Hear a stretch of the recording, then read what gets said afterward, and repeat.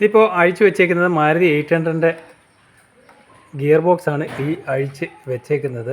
അപ്പോൾ ഇതിൻ്റെ കംപ്ലയിൻറ്റ് മെയിനായിട്ട് വന്നേക്കുന്നത് ഈ ഭാഗത്ത് ഓയിൽ ലീക്ക് വന്നേക്കുന്നതാണ്. അപ്പോൾ ഈ ഭാഗത്ത് നല്ല രീതിയിലുള്ള ഓയിൽ ലീക്ക് ഉണ്ടായിരുന്നു. ഗിയർ ഓയിൽ ലീക്കായിട്ട് വരുന്നുണ്ട്. ക്ലച്ച് മാറാൻ വേണ്ടി നമ്മളിപ്പോൾ ഗിയർ ബോക്സ് അഴിച്ചാണ്. ഗിയർ ബോക്സ് അഴിച്ചപ്പോഴാണ് ഇതിൻ്റെ കംപ്ലയിൻറ്റും കാര്യങ്ങളൊക്കെ കാണുന്നത്. ഓയിൽ ഈ ഭാഗത്തോട്ട് നല്ല രീതിയിലുണ്ട്. അപ്പോൾ ഇതിൻ്റെ കപ്പും കാര്യങ്ങളൊക്കെ കവർ കാര്യങ്ങൾ നമ്മൾ ഓപ്പൺ ചെയ്ത് വെച്ചേക്കുകയാണ്. ഈ ഭാഗത്തൊക്കെ നമുക്ക് ബോണ്ട് ഇട്ടിട്ട് സെറ്റ് ചെയ്യേണ്ടതായിട്ടുണ്ട്. അപ്പോൾ ഇതിൻ്റെ കംപ്ലയിൻ്റ് എന്ന് വെച്ച് കഴിഞ്ഞാൽ ഈ ഭാഗത്ത് ഇതാണ് ഇതിൻ്റെ ഈ ഭാഗത്ത് വരുന്ന കപ്പ് വരുന്നത്. അപ്പോൾ ഇതിനുള്ളിലൊരു സീലുണ്ട്. ഈ സീൽ നമ്മളിപ്പോൾ അഴിച്ച് വെച്ചിട്ടുണ്ട്.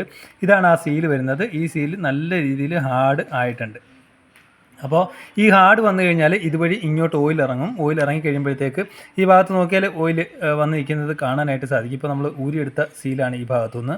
ഇതാണ് ഇതിൻ്റെ പുതിയ സീൽ വരുന്നത്. ഈ ഭാഗത്ത് നമ്മൾ ഇതിൻ്റെ പുതിയ സീലിൽ ഈ ഭാഗത്ത് ടച്ച് ചെയ്ത് നോക്കിയാൽ നല്ല ഫ്ലെക്സിബിലിറ്റി ആയിരിക്കും വരുന്നത്. പക്ഷേ ഇത് നോക്കിക്കഴിഞ്ഞാൽ നല്ല രീതിയിലുള്ള ഹാർഡായിരിക്കും വരുന്നത്. അതായത് മടങ്ങില്ല, തടി പോലെ ഇരിക്കും. നമ്മൾ കൈകൊണ്ട് അമർത്തിയാലും നല്ല രീതിയിൽ വരില്ല, തടി പോലെ ഇരിക്കും. അപ്പോൾ ഈ ഒരു സീല് പോകുന്നതുകൊണ്ടാണ് ഈ ഭാഗത്തുനിന്ന് ലീക്ക് വരുന്നത്. കൂടാതെ ഇവിടെ ഒരു ഡെമ്മി വരുന്നുണ്ട്. ഈ ഡെമ്മി കറക്റ്റായിട്ട് തന്നെ ഈ ഒരു സീല് കറക്റ്റായിട്ട് തന്നെ ബോണ്ടിട്ട് സെറ്റ് ചെയ്യുക. ഇല്ലെന്നുണ്ടെങ്കിലും ലീക്ക് വരും. Okay, thank you for watching.